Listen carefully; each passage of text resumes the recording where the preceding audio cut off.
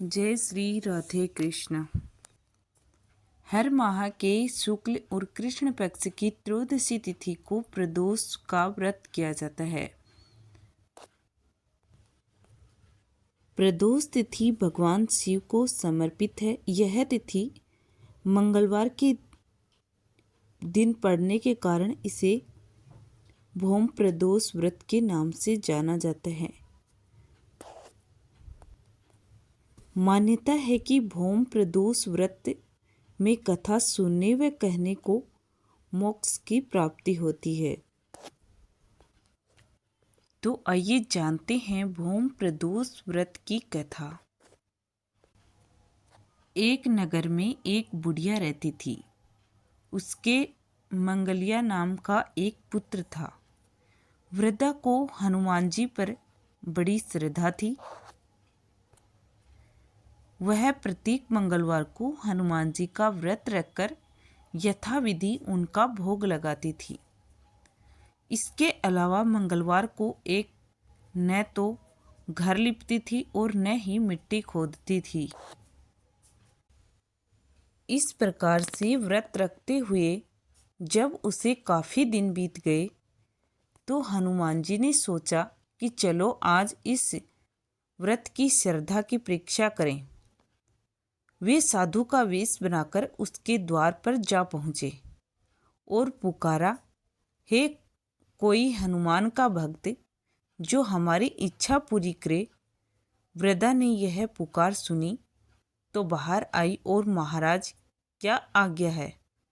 साधु वेशधारी हनुमान जी बोले कि मैं बहुत भूखा हूँ, भोजन करूँगा, तू थोड़ी सी जमीन लीप दे।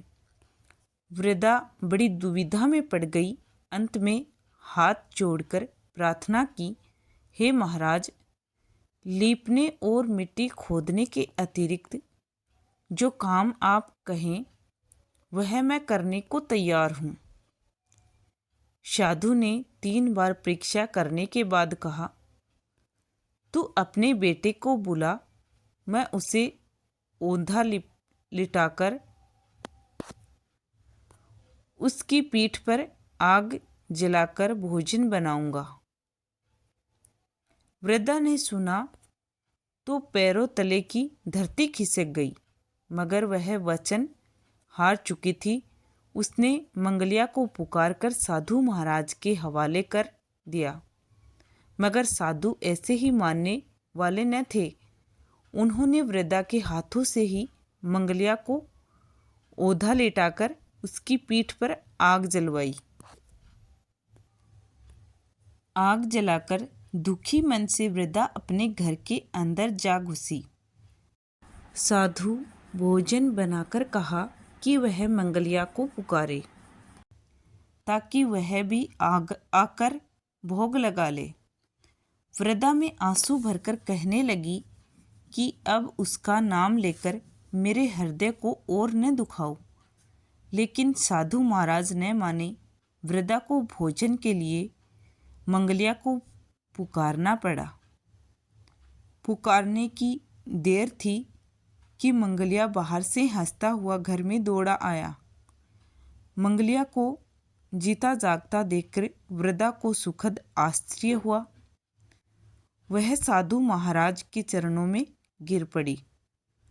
साधु महाराज ने उसे अपने असली रूप में दर्शन दिए। हनुमान जी को अपने आंगन में देखकर वृद्धा को लगा कि जीवन सफल हो गया। उम्मीद है कि आपको भौम प्रदोष व्रत की यह कथा पसंद आई होगी। कथा पसंद आई हो तो कमेंट बॉक्स में हर हर महादेव अवश्य लिखिएगा और चैनल को सब्सक्राइब कर लीजिएगा।